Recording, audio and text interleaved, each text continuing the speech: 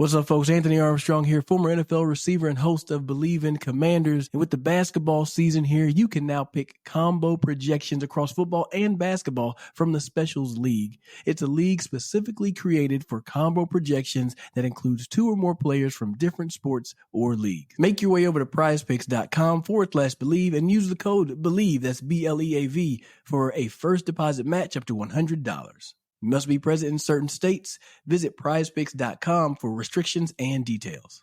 Pick more or pick less. It's that easy. Prize Picks. It wouldn't be the holiday season if there wasn't candy, right? Celebrate the holiday season with the Holiday Crush. They've sprinkled candy with a holiday theme and fun-packed challenges every week for 5 whole weeks, finishing on January 4th. The more challenges you complete, the better your chances of unwrapping delicious rewards. So, are you ready to crush the holidays? Play the Holiday Crush now. Download it from the App Store, Google Play, or Windows Store for free. Terms and conditions apply.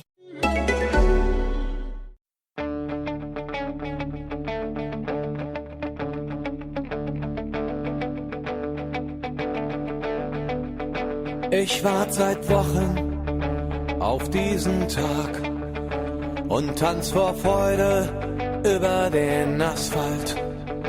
Als wär's ein Rhythmus, als gäb's ein Lied, das mich immer weiter durch die Straßen zieht.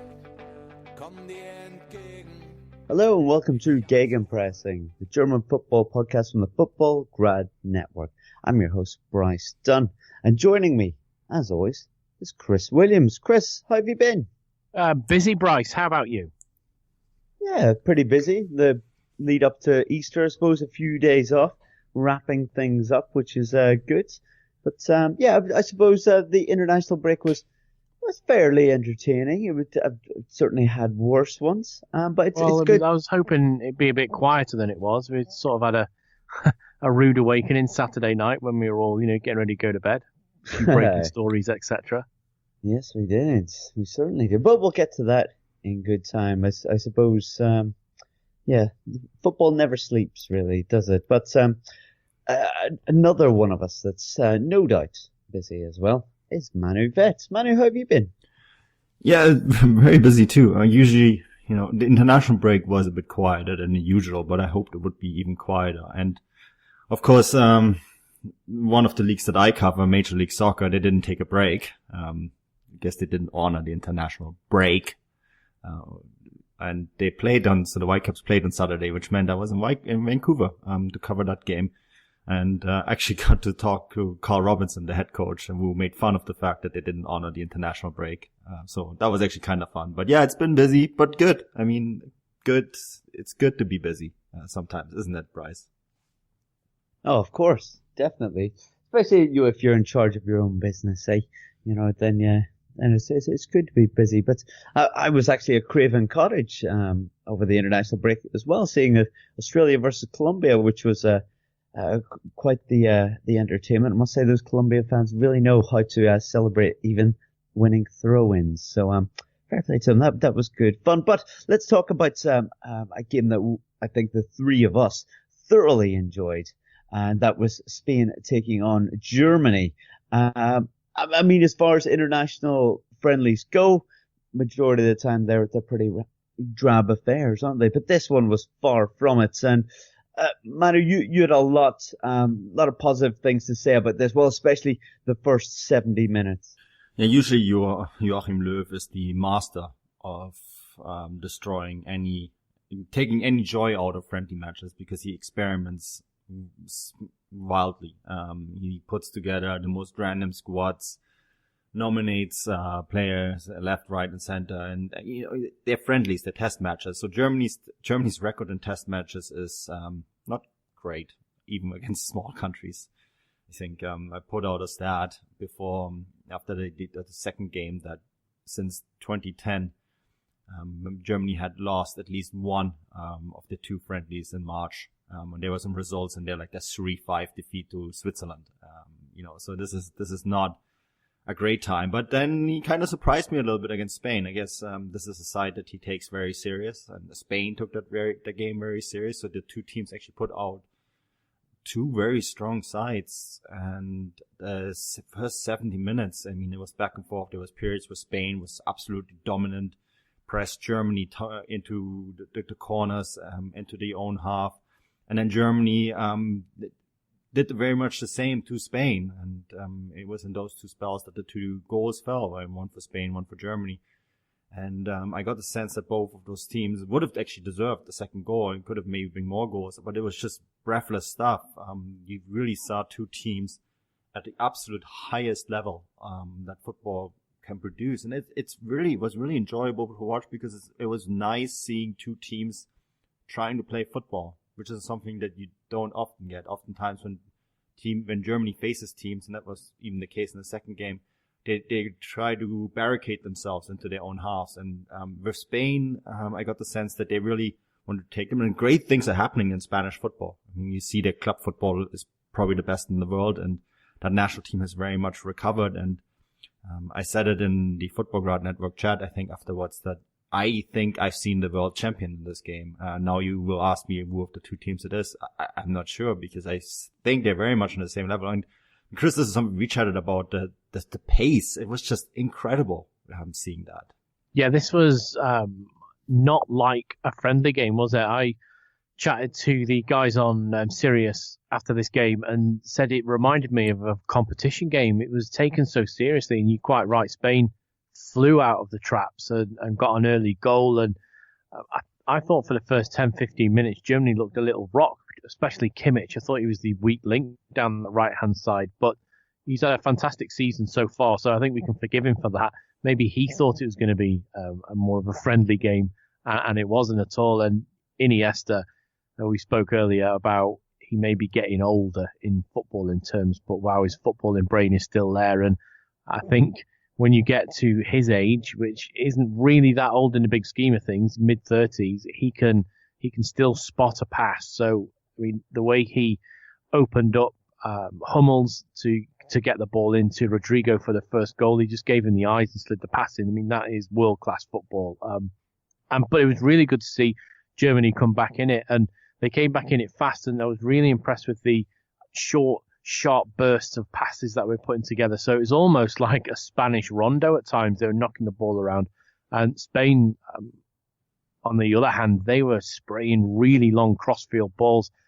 Alba was trying to pick out Silva. It was quite entertaining to watch. I think as a tie wore, especially when the substitution started to be made mid-game or mid-second half, it went flattish. But the first 45 was breathless. It was a fantastic advert for two teams who are playing brilliant football. And then we chatted off air, didn't we, that I think the World Cup champions could come from this game.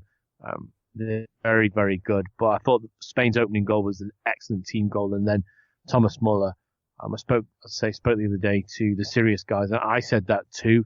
David De Gea wouldn't have saved that, because it was just put in the only place you can't save a ball as a goalkeeper. It was fantastic. And they were two really, really well taken goals, which summed up probably, you said already, Bryce, 70 minutes of fantastic football.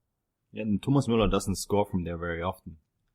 I think he surprised everyone, probably himself as well, that, he picked up the ball, and that was an oddly struck but perfectly struck shot. I would say in its own way, it was a typical Thomas Muller goal in a very untypical fashion. Yeah, he's a little bit unorthodox, isn't he, Thomas Muller, in his style, and that was an inside of the foot kind of up and down shot, wasn't it? And as Chris said, yeah, he seemed to take everyone by surprise, including maybe himself and De Gea. But two very, very good goals and a very entertaining game. But Manu, if we just look at the team lineup for a moment, would you say that this is going to be Löw's first 11 going, bar maybe Neuer, going into the World Cup? And then I asked the question to both of you, who were the winners and losers amongst that 11? Chris already mentioned that maybe Kimmich struggled ever so slightly. Yeah, Kimmich improved, and I think he got himself cornered a little bit too often in his corner. And then once he realized what was going on, he did better, playing himself out of the situation. He was the youngest in the back four. Something to remember. We forget how young Kimmich is sometimes, and I think he grew with this game. So I think his stock was alright. Will be alright going into the tournament.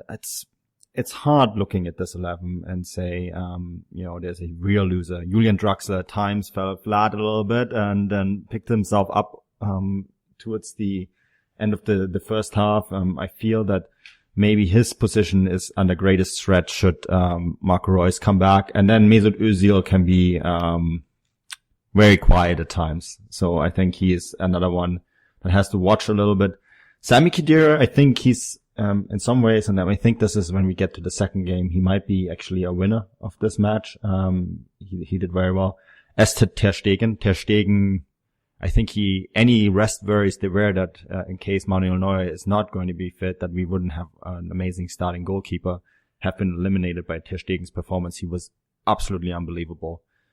I would actually say that he has reached Manuel Neuer's level, and this might be, if Neuer comes back in time, this might be Ter Stegen's last tournament on the bench. I suspect that by Euro 2020 he will be trying to get that number one position in goal. And I think when you look at the way he's playing right now, there's a good chance that he will be threatening Neuer's position. But yeah, he was fantastic. And the backline, Boateng, Hummels, I guess that's it. I think they very much have their positions set, as does Hector. Hector is unflappable in a lot of ways, and just a great, reliable player. So yeah, I guess the losers for me are, if there was a loser in this match, Özil and Draxler maybe. And Chris, would you go along with that? Would you like to highlight anyone else that you thought played particularly well or poorly, apart from maybe Kimmich being slightly lower form than he normally has? Well, I only thought he was on a lower form for the first 10-15 minutes, but obviously Spain had scored by then. Once he woke up, he was absolutely fine. I think he was just, to say he was overawed would probably be the wrong word, but I think he possibly thought in his own mind that the game wasn't going to be as competitive as it was. And if he entered the pitch in that mindset, it taken him 10-15 minutes to adjust, to bring himself back up to the level it should have been, to competition level. And once he did that, he was absolutely fine. I thought this game was very, very good. And I mean, Manu highlighted Draxler. I did think he was pretty much anonymous for maybe the first 30-35 minutes, which doesn't bode very well for him. But he is a very good player. I mean, this, as you said, this 11 it's there or thereabouts. I think Emre Can could probably come into that 11 at some point. Obviously, he was injured, which is why he made no appearance in this game, and he was sent home from Berlin for the second game and back to Liverpool to be checked. So, I mean, look who didn't. What we've got to discuss here is we're saying this is a really good 11, but look who wasn't on the field at the start of that match. Julian Brandt, Mario Gomez brought himself back into contention. Goretzka, Süle, Gundogan, it was Leroy Sané. Well, I think we'll talk about him in a minute, but throughout the season he has been a good player. So these are this is a squad that is littered with talent. So if maybe one person isn't performing, Joachim Löw has the unique ability to be able to swap world class for world class, and not many managers have that. They could normally bring on an impact player from the bench. They can't bring world class for world class. So that's why Germany have got the upper hand, I think, from some of the other teams around them in the World Cup this summer. Yes, most certainly. But guys, let's move on to the second game then. We've seen on Tuesday night Germany playing in Germany once again, taking on Brazil. Obviously, we looked at this fixture just like the other one and thought, wow, this is going to be a spectacle as well.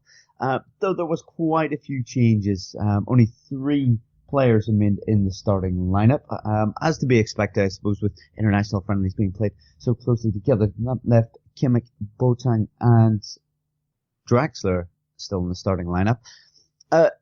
Manu, this was a completely different game altogether, wasn't it? And the changes probably showed that. This was a Löw classic.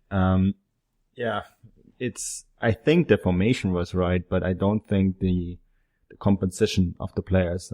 Toni Kroos, I want to add him to the players that survived the Spain game. He was in the lineup as well. And I thought it was odd that Goretzka played on the right, Draxler played in the center. I would have swapped the two, maybe, or maybe given Draxler a break and played Goretzka in the center. or Goretzka maybe instead of Gündogan. I think Gündogan and Kroos are too similar in some ways. They are kind of like these Xabi Alonso-esque players, that like to sit a little bit deep and like act like almost like a metronome to set the pace for their squads. And so the balance was off. You need an aggressive midfielder in that squad. And although Germany had 63% ball possession throughout the match, and Brazil really only had that one big chance in the first half, and then they had a second chance in the second half, a double chance, which Rupp did quite well. Germany pretty much dominated this game without being too dangerous. And that's, I think that's because they just lacked someone in midfield that could give them that punch through in the final third. And maybe the likes of Sané, who I think is an excellent player, but is maybe sometimes still a bit too nice.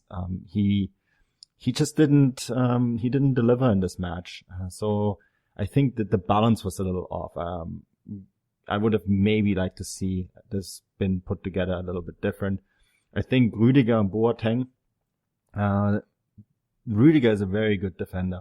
He's developing into a very good defender, and he's very athletic. But the problem is, as is Boateng, and so I felt we were kind of lacking that player that could play the ball out of the back, that long ball that Hummel is so good at. And so Hummels, I think, he's very good at bringing that ball behind the defensive line, from all the way back. That was missing. So yeah, it's just felt the chemistry wasn't right. And Mario Gomez is a good target player, but if you don't have anyone in your squad that can send you a ball, towards you, that's hard. And Brazil's defenders are very static. I think Brazil's defense, a lot of people are putting them as World Cup favorites, and I guess this result will kind of indicate them, but I feel that Brazil as a team, they're very beatable. They're just so static. They're two wingbacks, Marcelo and Dani Alves are too aggressive sometimes. They leave too many gaps. Miranda and Thiago Silva, I think someone like Timo Werner, and when Werner and Wagner came on to play and a 3-5-2 with Stindl right behind them, that system worked better for Germany. So it's sort of a bit like the Confederations Cup system, right? And I actually thought that system worked better for them, but because all of a sudden you had two dynamic forwards, and you had someone in there who you could feed the long balls to, and so that system kind of stretched the Brazilian backline a little bit more, and that's I think what they needed. So this was a Löw classic. He experimented, and the players probably were already switched off at their respective club teams as well. That's at least how I saw it. I'm curious to hear what you think, Chris. Well, I mean, not much different than that, to be honest. I thought the change around of personnel affected the flow from, if you're going to look at the two games side by side, obviously, I think it was 6 changes made, really affected the flow of the game. I mean, I'll start at the top, Mario Gomez, I thought he's poor, and he's been exceptional for late at Stuttgart. Obviously, I was lucky enough to see him in person when they beat Cologne the other week, and I thought he was very, very good that day, and he's been excellent throughout the season. I thought in the capital, he let himself down a little bit, as did Trapp in goal. Looking back again at the game, he just gave the ball away. I mean, I want to say about maybe 8 or 9 times. It was horrendous. Out of that whole back line then, I think Plattenhardt and Rüdiger stood out. Obviously, Kimmich and Boateng are going to be there or thereabouts. I thought that Gunjonden didn't particularly have one of his strongest games, and neither did his Man City teammate Leroy Sané. I thought they were both very poor as well. So for a second string showing, I wasn't really enamoured by them, and I think this is probably as far away from a starting 11 and starting 11 mindset as you could possibly get. So I think that was probably good for Joachim Löw to see. I think he knows, as well as we probably do, you can almost choose the first starting 11 and get it there or thereabouts. I think he'll know that. He just wanted to see some fringe players playing, and they were given that chance. And if we're going to look at those fringe players, I would say, like Manu did, Rüdiger is good, and Plattenhardt will be a very good option to Hector if he's given the chance. The rest of them, so.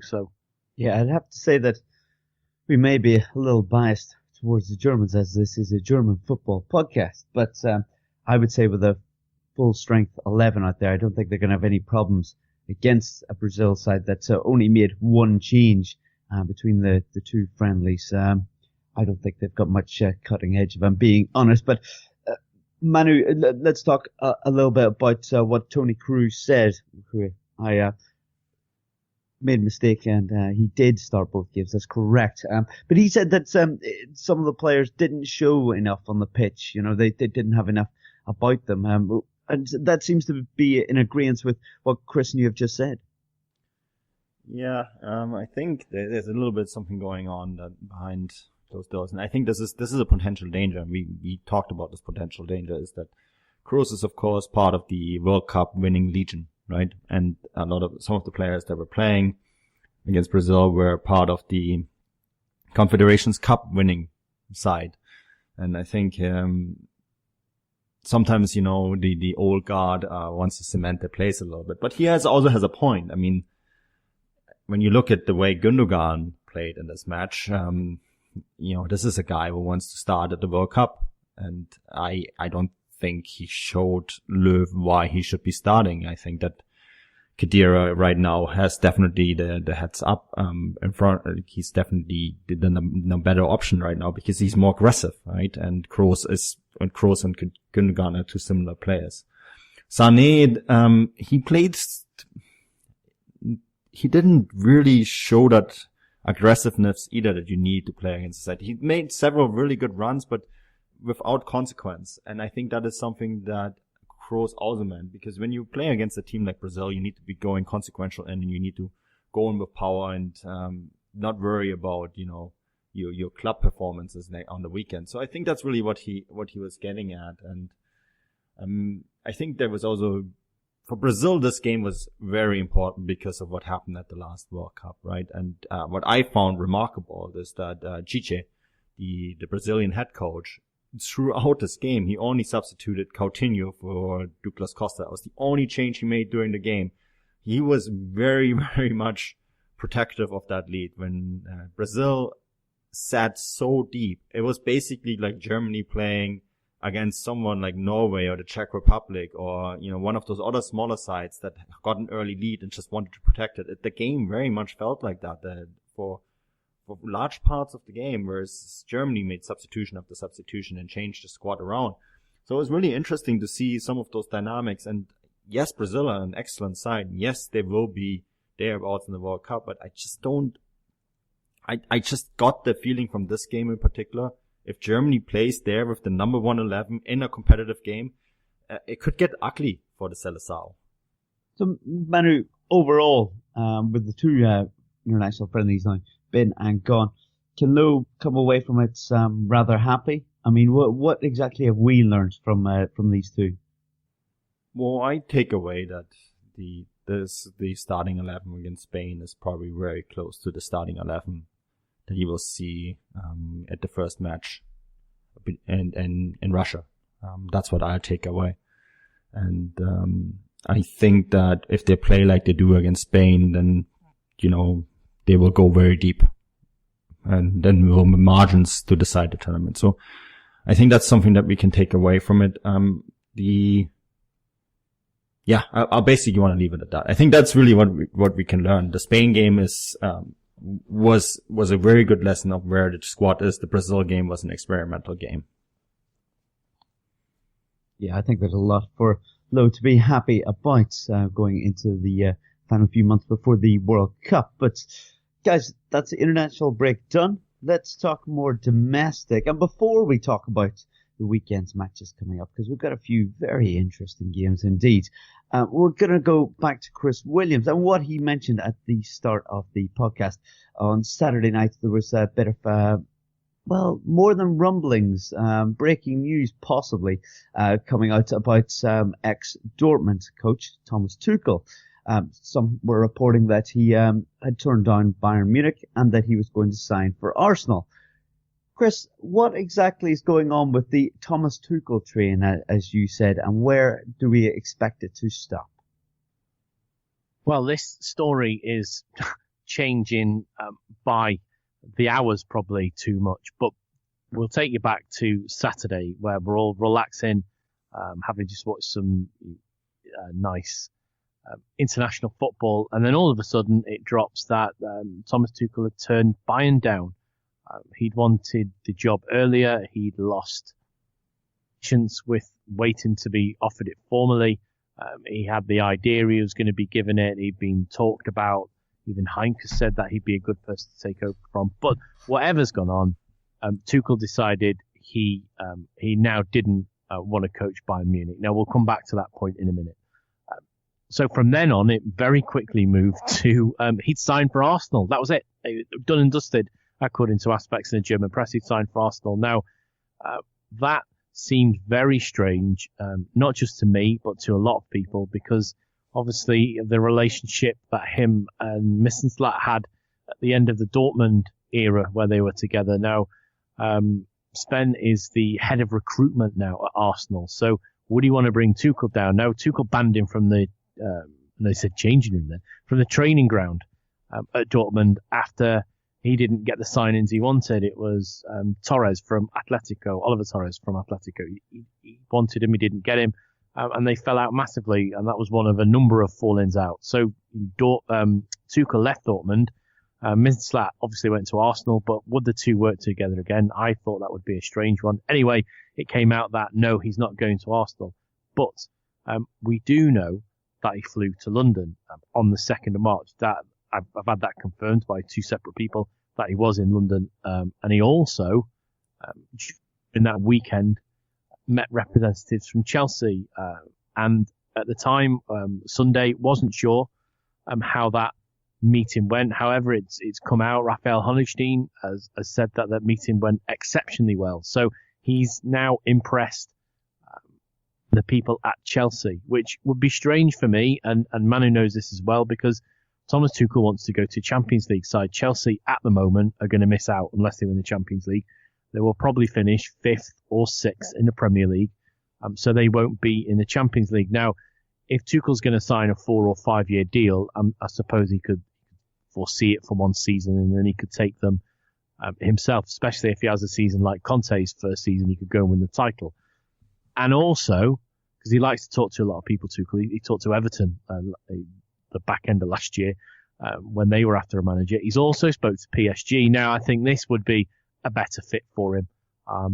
He would be taking over the Bayern of France, very, very head and shoulders above everybody else in the league, and purely concentrating on the Champions League and whether they can win it or not.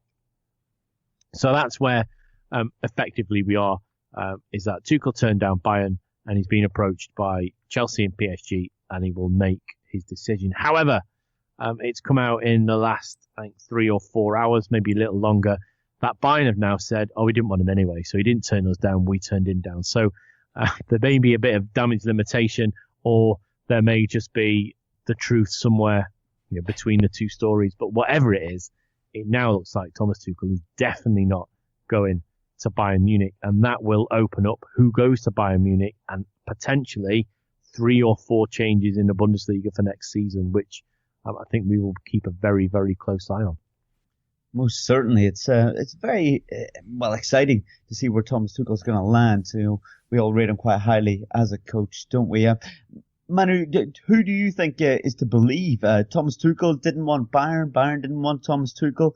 And where do you think is probably best for him to land? Chris said PSG might be a good fit for him. I tend to believe Bayern, because they certainly, he certainly was an option, but he definitely was not the number one option. He was among many candidates. And I think maybe that's why he then definitely said, well, before you guys are doing this casting and with all these managers that you are considering, I am making a decision. And which is possibly has saved him an embarrassment of being officially turned down, because now no one knows, right? It's one party against the other. Although, yes, I'm very much in the thought process that, and from what I've heard too, that Bayern were the ones that turned Tuchel down, not the other way around.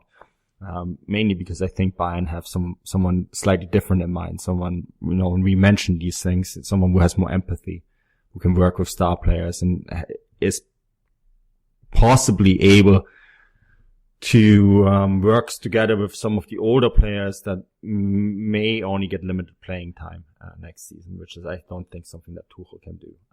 Where will Tuchel end up? I think Chris outlined it very well. I think that the Chelsea is the favorite in England, I would say. And I think that's a candidate that where he impressed. Just the Russian connection there is obviously the way I get to know things about Chelsea. And I heard that he really impressed Maria. Abramovich's secretary would be the wrong word. She basically runs everything at Chelsea, and he really impressed her. That's the gatekeeper. If you get past her, you have a very good chance of landing the position at Chelsea. So I think that is a very good option for him. The downside, of course, is there's no Champions League football at Chelsea next season, because they are out of the Champions League. They are so far removed from any Champions League places. So it would be kind of like the first year he came into Dortmund, right? It would be a year in the Europa League. PSG. Yeah, apparently he speaks fluent French, and he really impressed the guys at PSG as well. So Chris said it would be the Bayern of France. I think he can run a project there, and they can win the Champions League. If he wins the Champions League with them, that'd be a huge achievement, and it's a doable achievement as well. And I want to throw something else in here, guys, that we haven't really discussed, and this is Real Madrid. Now, Zinedine Zidane, of course, is a legend at Real Madrid, but an early Champions League exit could mean that he will be let go. This is definitely a possibility, and I know that the guys at Real Madrid absolutely love Thomas Tuchel, and Real Madrid have a long history of German coaches, right? Remember Udo Lattek coached there, and then of course Jupp Heynckes himself, he won the Champions League with Real Madrid. So that's definitely a possibility as well. Ah, very exciting. So we have quite a few possibilities, don't we? We're just going to have to see where he lands, I suppose. Or, as Chris says, where's that train going to stop? Guys, let's talk about Bayern then a little bit further. Chris, do we know who's possibly going to come to Bayern? Do they even know who's going to be their next coach? What's going on there? Well, I think they were very keen on having Thomas Tuchel, and he's obviously ruled himself out. But we know that they want a fluent German speaker, probably a German or Austrian. I don't think it's going to be Peter Stoger before you ask me that, Bryce, very quickly. So that narrows it down quite a lot. I have a sneaky feeling they may try and buy out the rest of Ralph Hasenhüttl's time at Leipzig. He would fit the bill. He seems, for me, like a really good fit for Bayern. I think he's old enough, where if you look at like a Julian Nagelsmann, he's still doing quite a lot of developing, both as a coach and as a man. He's only 30 years old. So Hasenhüttl's got the edge on him, a little bit older, a little bit wiser, knows a little bit more. A little bit more settled in his own mind, perhaps. I think that would be a very, very good poach for them, but it's going to cost them a lot of money. If they do that, he will be, without doubt, the most expensive German manager ever. And I read somewhere today that could be in a region of 10 million euros for them to get him from RB Leipzig. So that would be an interesting one. But I think now it's just going to be a really captivating watch, because everybody we thought it was going to be Tuchel, now that's been ruled out, whether it's by club or whether it's by the coach himself. But it's going to be this fight, and if Hasenhüttl goes and he goes there, that opens up a slot at Leipzig.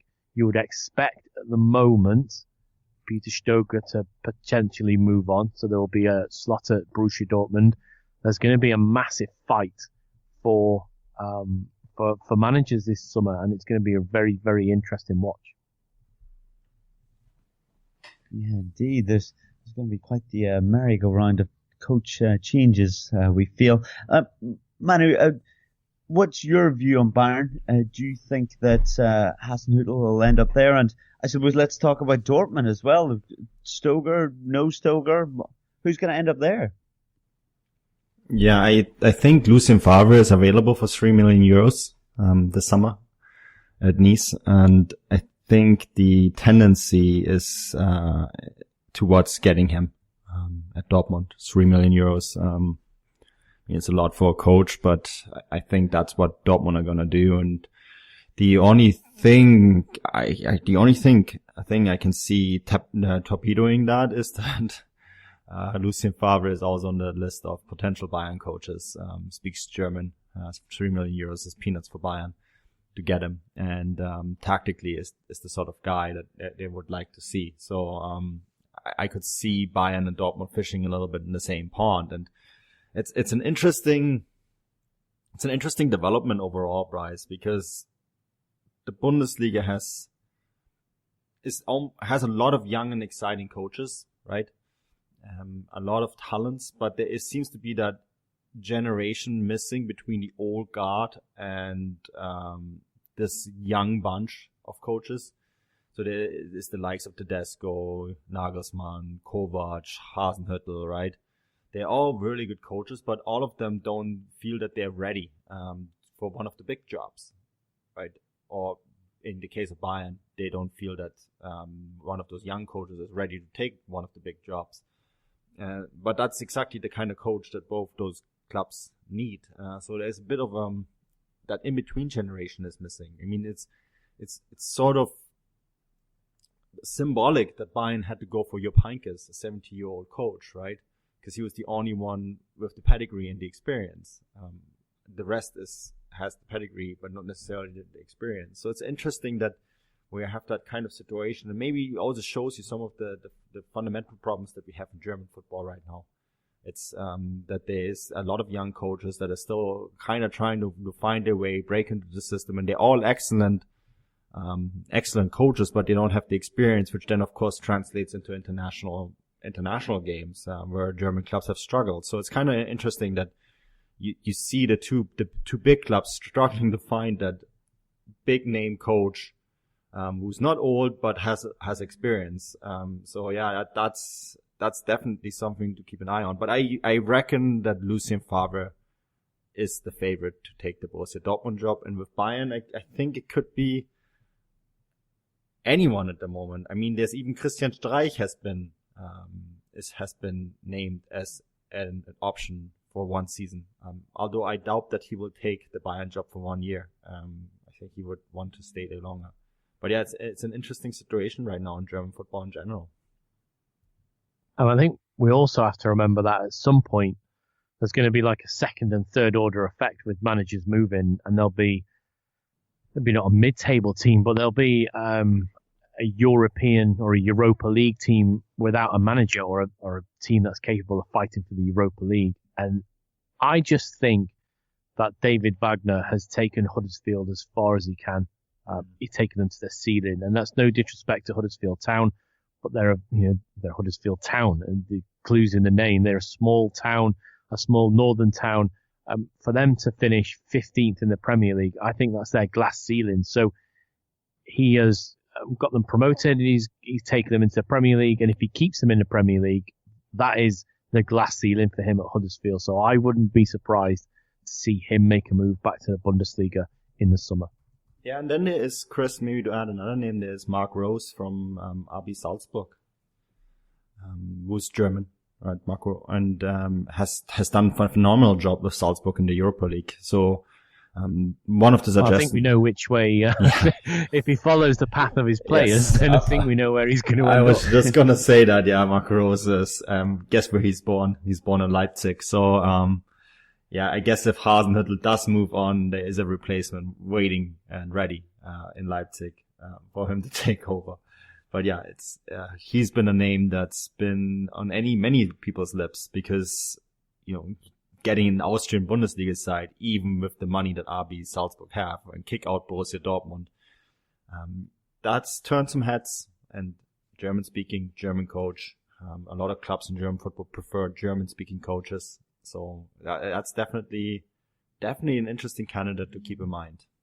Yeah, it's almost too easy a writing for the rumor page, isn't it, that he would go that way? It's ticking too many boxes. But yeah, I have a feeling that we're going to be doing an awful lot of reporting on coaches in the next few months. Guys, let's talk about the football then. So obviously Bundesliga returns this weekend. We've got match day 28. That's right, there's not too much of it left, but there's plenty up for grabs.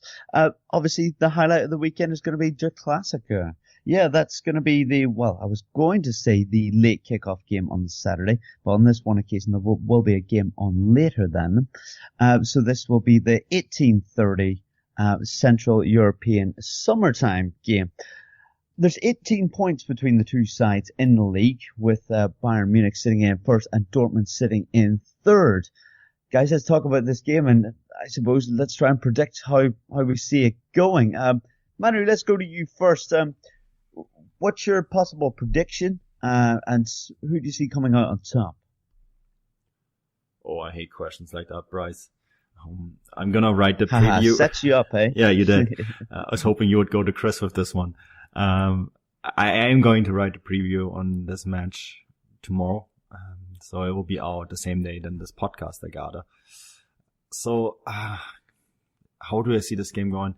Look, I think what we have to keep in mind is that Bayern are champions. They're not champions yet, but if they not win it this match day, they will win it the following match day, right?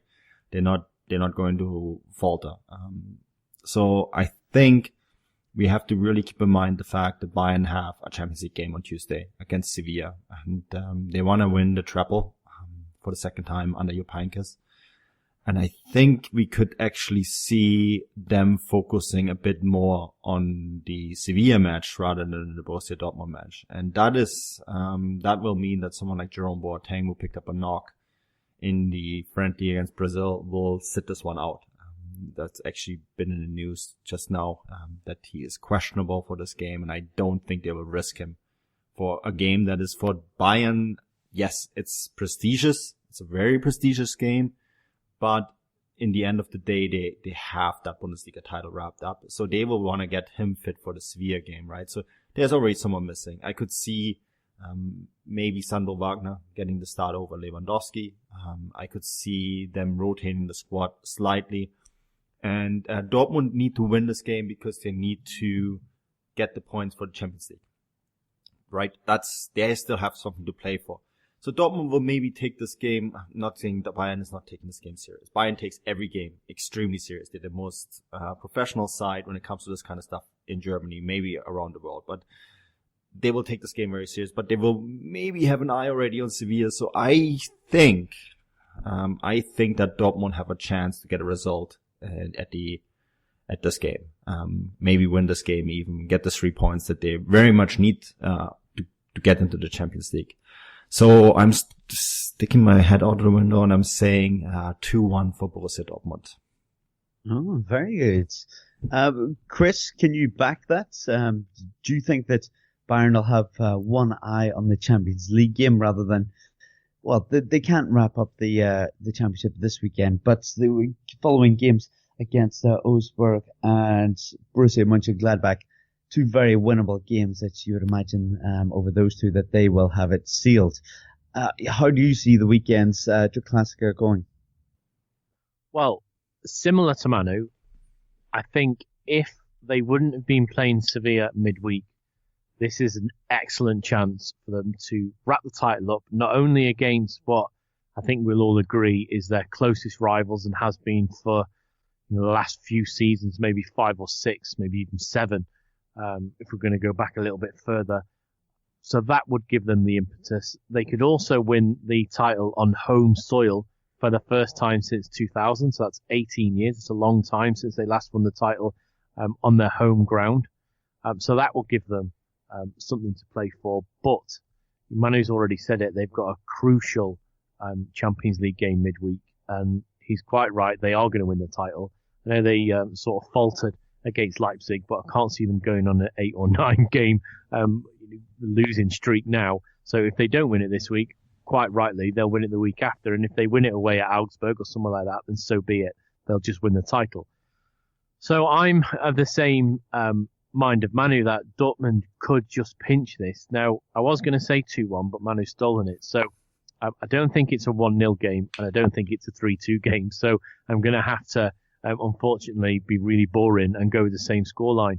And for Dortmund, this could give them a real jump up. If they can win in the Allianz by 2-1, it will give them everybody around the club a lift after going out to Red Bull Salzburg and after slipping down. And let's not forget that back end of August, September time, just before we went into October, I think everybody pretty much said that Dortmund had won the league because Bayern were awful and the gap was big enough for them just to go on, keep on playing the way they were, and maybe they could win it this season, and that'll be fresh in their minds. So if they can win in Munich and take 3 points back away, I think it'll be a great result for them. But yeah, any other time of the season, I think Bayern go out and win the league here. But maybe, just maybe, because of the Champions League, they keep one eye on that and save title celebrations for another day. Yeah, most certainly. And as I said, they've got two very winnable games coming up after that, easier games than this. I suppose, Manuel, the Sevilla game then, we're looking at that as being ever so slightly more important for Bayern's season in the next week. Do you see them in their first game being away to Sevilla? Do you see them going out to try and beat them, get as many goals, that is away goals, on the boards, and then returning to Munich and having the tie wrapped up? Oh, don't make a mistake. Sevilla is a good side. I don't want to make the same mistake as a very famous English pundit and say that Sevilla, what did he say? Sevilla wouldn't even finish in the bottom 6 of the Premier League. I think the guy is eating his words now. They're a very good side. If you are in the quarterfinal of the Champions League, you are there deserved. And they were good against Manchester United in both ties, both home and away. I think Manchester United were actually fortunate to still have a fighting chance when the game returned to Old Trafford. And I think that Bayern have to take Sevilla serious, and they will. I think that Bayern always, they're always very professional, and they will tackle this game in the most professional fashion. And I therefore think that, they will probably get through this tie. But I wouldn't actually say, I think if they come back home to the Allianz Arena with maybe a 1-1 draw, I think that would be a good result, to have the away goal and have the ability to then wrap it up at home. I think that'd be very good. And once you're in the semifinal, everything is possible. But yeah, don't underestimate the Sevilla side. A lot of people are saying Bayern were lucky again; they got the easy draw. But this is a side that very handedly knocked out Manchester United. So I wouldn't underestimate them at all. Yeah, definitely not. You don't get to this stage of the competition by being a per side, will we say. Then let's look at a few of the other games this weekend. We've got RB Leipzig. They're going to be playing their Europa League tie midweek at home to Marseille. But first of all, they've got to take on Hanover. Are they going to also, Chris, maybe have one eye on that game? It's obviously very tough in the Bundesliga at the moment to get the European spots, but especially the Champions League spot. They're 2 points off at the moment, but there's a lot of teams in the mix.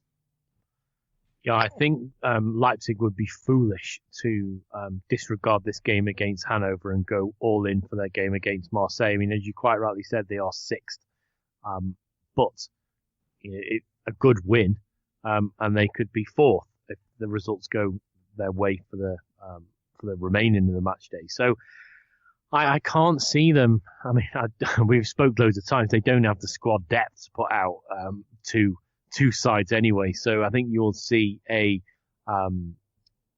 full strength Leipzig go out against Hanover, and if they take the lead early, or maybe they're comfortable by half time, 2-3-0, then I think Hasenhüttl will have the ability to rotate his side. But I can't see them starting a second string or a weaker side against Hanover and concentrate on Marseille. Because let's remember, they're in the Europa League. It's not the Champions League. So I think it would be very, very good for Leipzig to win the Europa League, but it's getting back into the Champions League. Now, I know they can do that, but I think they need to concentrate on their league form at the moment and maybe fight for that fourth slot, because I think the top three are pretty much cemented into them areas now. So it's going to be Eintracht, Bayern and Leipzig fighting for that final fourth place. So I wouldn't give up too early on a return to the Champions League for them via their league form. So I think they can be all right. And I think we're going to chat about the Marseille game. They've probably got enough over two legs to cope with that. There's similar sort of standing in the league. Obviously, Marseille have got a great history. Leipzig, a very young club, so it'll be an interesting battle. But I can't see them going all out. I'd be interested to think if Manu thinks they'll go all out changes against Hanover. The best way to reach the Champions League is to reach it via the league, I think. And, 2 points is nothing.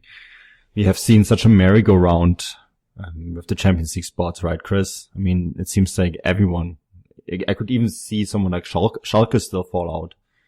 It's the top six and the second to sixth are all fighting for the Champions League spots. And I think, the risk is, even if you reach the Europa League final, you can lose the game by a mistake, right? And that'd be a shame, because if you rely on the Europa League to reach the Champions League, that's risky. Best to get it done in the league, and they're still very much in a fighting chance to do so. And there's a lot of money resting on them reaching the Champions League, right, Chris? Because they have that clause in the Naby Keita contract. Yeah, it is. It's a lot of money. So, where are they standing at the moment? They're sixth, so they will get 70 million euro total. If they can get into the top four, that's 75. If they slip out, they finish seventh, they'll only get 60. So I'm sure if you get into the back end of the season and they've slipped out, they'll gladly go for the Champions League, because it means they'll get that extra money for the Keita deal. But I'm in complete agreement with you. Go for the league. If you can finish fourth, that's what Leipzig need. They don't need to finish second one season and then finish sixth or seventh season after. That is disastrous. They need to be able to be finishing in the top four year in, year out to attract the type of players that they need to come to the club to make it the club that Red Bull want it to be. Yeah, it'll be interesting times, especially in the next week, a big week for RB Leipzig. Manu, let's just talk before we wrap up this week's podcast. Down the other end of the table, we've got some interesting games. I just want to ask you, who do you think could possibly get some points or help their cause down that end of the table, I suppose. We've got Hamburg, they're playing away to Stuttgart. We've got Cologne away to Hoffenheim. Wolfsburg away to Hertha Berlin. And that leaves Mainz at home to Borussia Mönchengladbach. Who do you see possibly picking up some points in this and improving their situation? I guess everyone is secretly hoping Köln is winning their game, right? And then the likes of Wolfsburg and Mainz slip again, because then that gap becomes 2 points. It's so hard to call. I think Chris put it very well in our last episode. If Köln want to have a chance to stay in the league, and they have a chance to stay in the league, they need to put together a run of sorts. So I think for them, this game is very important, because they need to now string together maybe 2, 3, 4 wins, right? To really get the momentum going and get themselves out of the situation. So definitely keep an eye on that match. I think Hoffenheim-Köln is going to be an interesting one to watch. And this is one thing that we pointed out, right, Chris, is that Köln actually like to play football. So this is actually going to be a team that's, yes, they are in relegation trouble, but they like to play football, and they're playing another side that likes to play football. So this could actually be an interesting and fun match to watch. Yeah, well, I'll be writing the preview for that, probably as people listen today, although it'll be tomorrow as recording. Cologne have got a massive chance to do this, but they can only do it.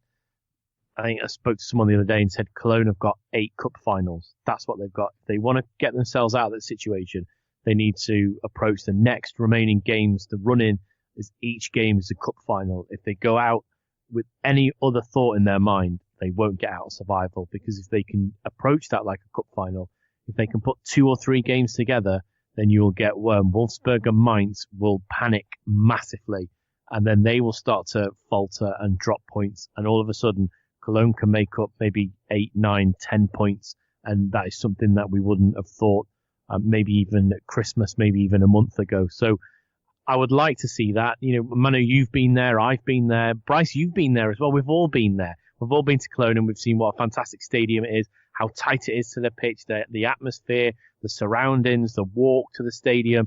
It's the sort of place that needs to be in the Bundesliga. So I hope they approach all their remaining fixtures as a cup final. Yeah, that's it. They're going to have to approach it like cup fans and also get a little bit of luck, you feel, don't you? And it would be a real shame if they were to go down with that atmosphere. And with Dusseldorf, it looks like they're on their way up, and that'd be a great derby to have in the league. I think if Cologne were to pick up more than a point, that sets it up nicely for them to go on a bit of a run, because they're going to be at home to Mainz the week after, which is going to be a massive, 6-pointer, as they say. Guys, I think that more or less does it for this week in the podcast. Yes, isn't it great to have Bundesliga football back? Only a few days away now. Manu, what have you got going on in the next few days? What would you like to draw people's attention to? Yeah, we did something a little bit different with the internationals. We still had the match reports on footballgrad.com and fußballstadt.com, focusing mostly on Germany and Russia. But we also are starting the 3 talking points on the matches. So post-match, usually the day after, we have some talking points about some of the big fixtures. So we'll keep that up. I think people enjoy that. So that will be tweeted out as always at Footballgrad Live. And then yes, previews for the Klassiker. Chris mentioned it, the Hannover game, Hoffenheim, Köln game. And then, probably pick Werder Bremen against Frankfurt as another match to focus on. There are two sides that like to play football as well, and an interesting game to watch. So that will be all, on fußballstadt.com, tweeted out at Footballgrad Live. Yeah, and then, I guess games keep coming, thick and fast. Europa League and Champions League previews, will be out. Starting with, I guess, Sunday night, Monday morning-ish. There will be the first previews. So yeah, busy, very busy. Yeah, those midweek games really do give you guys plenty to work on, don't they? Chris, what have you got coming up? I know you've got loads of work on at the moment, but what have you got coming up in the next few days you'd maybe like to draw people's attention to? Well, if you've got an interest in where Thomas Tuchel may end up, you can visit fußballstadt.com, where I wrote an article, where will Thomas Tuchel end up? It's all aboard the Tuchel Express. Where will it stop? So have a look at that if you've not, and then just keep your eye out for the previews. And then I think we're recording again before the midweek games, but I am hopefully off to see Liverpool versus Manchester City, covering that for fußballstadt.com or Footballgrad as well. And then Arsenal versus CSKA in Moscow. I'm still waiting on the acceptance for accreditation on that. So hopefully you should have them all by next time we chat on Sunday. Yeah, very busy week, eh? Thanks for tuning in. As always, we really appreciate our listeners. And if you'd like to get in touch with us, just head over to @FootballGrad Live. Maybe leave a comment or get in touch with one of the three of us. I'm sure there'll be more polls coming your way, as well as along with articles and plenty of other interesting information, especially with all these coaches flying around, all these rumors. I've been your host, Bryce Dunn. You can find me on Twitter @BryceDunn11. And as always, if you enjoyed the pod, head over to the likes of iTunes and then maybe give us a little bit of positive feedback. We greatly appreciate that. And that more or less does it. Enjoy your Klassiker and all the other games coming up this weekend. And that's the end of the international break. Auf Wiedersehen.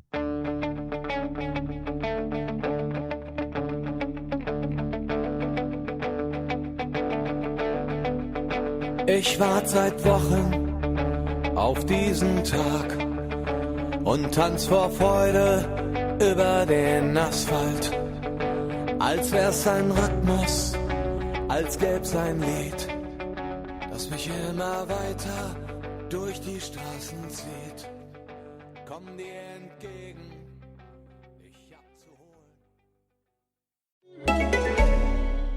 It wouldn't be the holiday season if there wasn't candy, right? Celebrate the holiday season with the Holiday Crush. They've sprinkled candy with a holiday theme and fun-packed challenges every week for 5 whole weeks, finishing on January 4th. The more challenges you complete, the better your chances of unwrapping delicious rewards. So, are you ready to crush the holidays? Play the Holiday Crush now. Download it from the App Store, Google Play, or Windows Store for free. Terms and conditions apply. Thank you for listening to Believe. You can show support to your host by subscribing to the show and giving us a 5-star rating on your preferred platform. Check us out at Believe.com and search for BLEAV on YouTube.